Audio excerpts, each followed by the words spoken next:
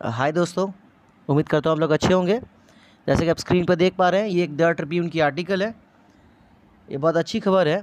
तो मैं इसी कारण से करंट अफेयर्स के शो तक वेट नहीं कर पाया, वीडियो तक वेट नहीं कर पाया। मैंने सोचा कि इस टॉपिक को आपके सामने अलग से डिस्कस करता हूँ। अभी बात यह है कि उड़ीसा हमारे देश में एकमात्र स्टेट बन गई है जहाँ पर क्रोकोडाइल की 3 स्पीशीज़ पाई गई हैं। ठीक है, ये 3 स्पीशीज़ क्या क्या है? एक है फ्रेश वाटर घड़ियाल, दूसरा है सॉल्ट वाटर क्रोकोडाइल और एक है फ्रेश वाटर मगर्स।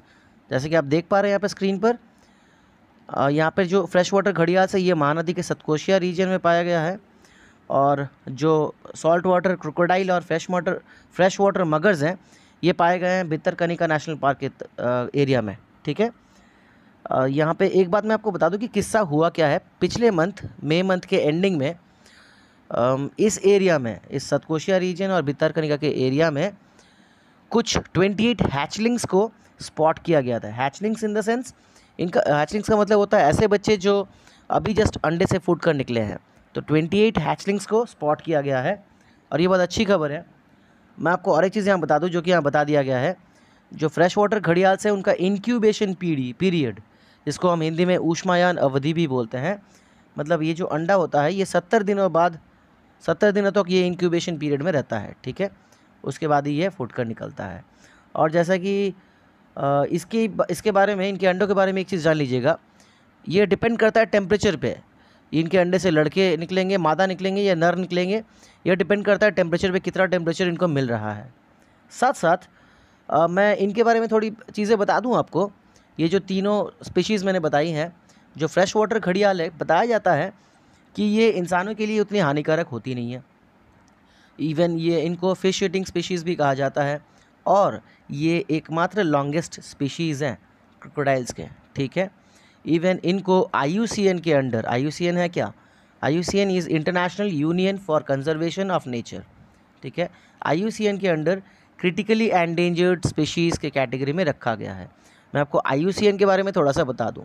देखिए, जो भी दुनिया में जितने भी जानवर हैं, ठीक है, जिनके प्रेजेंस को, जिनके पॉपुलेशन को खतरा है इंसानों की ह्यूमन एक्टिविटीज़ से, जैसे उनको मारना, उनको बेचना उनकी स्किन के लिए, ठीक है, तो इन एक्टिविटीज़ से जिन जानवरों को भी खतरा है, तो इनको कुछ कैटेगरीज़ के अंडर इंक्लूड किया गया है। ठीक है, इनको कुछ कैटेगरीज़ के अंडर नामांकित किया गया है। तो ये होता है IUCN इनकी प्रोटेक्शन के लिए। ठीक है, जैसे हमारे इंडिया में आपको पता होगा वाइल्ड लाइफ प्रोटेक्शन एक्ट 1972 लागू हुआ था, जिसके अंडर 66 सेक्शंस हैं। उसको बाद में और 7 चैप्टर्स और 6 स्केड्यूल्स में बांट दिया गया है। 7 चैप्टर और 6 स्केड्यूल में बांट दिया गया है। उसी तरीके से IUCN भी है, जो कि हमारे वाइल्ड लाइफ प्रोटेक्शन एक्ट के बहुत पहले बना था। ठीक है, इसमें 9 कैटेगरीज़ हैं। कभी और मैं इसके बारे में बताऊंगा, बात करेंगे हम इन कैटेगरीज़ के बारे में। मैं आपको फिर भी कुछ बता देता हूँ। कुछ कैटेगरीज ऐसे हैं जैसे endangered, vulnerable, least concern, not evaluated, critically endangered, extinct, जो अभी विलुप्त हो गए हैं टोटल दुनिया से, जिनका अभी एक भी पॉपुलेशन है नहीं वर्ल्ड में। ठीक है, जिसमें डोडो भी आता है, एक एनिमल है। ऐसे बहुत सारे हैं। तो ये जो फ्रेश वाटर घड़ियाल की बात कर रहे थे, इनको क्रिटिकली एंडेंजर्ड स्पीशीज़ के कैटेगरी में नामांकित किया गया है। एंड जो सॉल्ट वाटर क्रोकोडाइल है, माना जाता है कि ये लार्जेस्ट लिविंग रेप्टाइल्स हैं। इवन इनको IUCN के अंडर लीस्ट कंसर्न की कैटेगरी में इंक्लूड किया गया है। ठीक है, इनको 1996 में इंक्लूड किया गया था।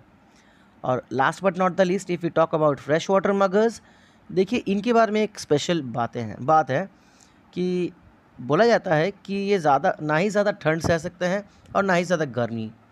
बताया जाता है अगर टेम्परेचर 5 डिग्री सेल्सियस से लो हो जाए या फिर 38 डिग्री सेल्सियस से ज़्यादा हो जाए, तो ये क्या करते हैं, ज़मीन में गड्ढा करके वहीं अंडे देते हैं एंड इवन वहीं रहते हैं खुद भी।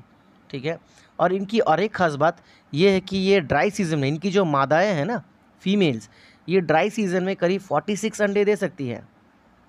और इनको भी, फ्रेश वाटर मगर्स को भी, IUCN के रेड लिस्ट के अंडर वल्नरेबल कैटेगरी में 1982 में इंक्लूड किया गया था। ओके, तो ये थी ये न्यूज़। और जैसे कि आप देख सकते हैं, उड़ीसा गवर्नमेंट बहुत सारे स्टेप्स ले रही है इनकी प्रजाति को बचाने के लिए। अभी 50 फॉरेस्ट ऑफिशियल्स को भी कैंपिंग के लिए मॉनिटर करने के लिए लगा दिया गया है, पेट्रोलिंग के लिए। इवन इसके आसपास के जो एरिया है, इस महानदी या फिर सतकोशिया रीजन के आसपास का जो एरिया है, सतकोशिया रेंज के या भितरकनिका के आसपास के एरिया जितने भी है, वहाँ पर 300 विलेजेस हैं।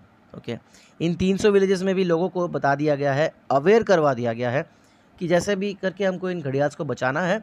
एंड इवन जैसे कि मैंने आपको कहा, ये इंसान के लिए इतना हानिकारक नहीं होते हैं। कभी कभी लोग क्या करते हैं ना, इनको क्रोकोडाइल से बहुत ज़्यादा कन्फ्यूज़ कर लेते हैं एंड इवन क्रोकोडाइल समझकर इनको मार दिया जाता है। तो इसीलिए अवेयरनेस फैलाई जा रही है। देखिए, बहुत अच्छे अच्छे स्टेप्स लिए गए हैं, अच्छी बात है। तो यही थी न्यूज़। चलिए, उम्मीद करता हूँ आपको अच्छा लगा होगा। चलिए, बाय बाय, मिलते हैं करंट अफेयर्स के शो में। टेक केयर, जय हिंद दोस्तों।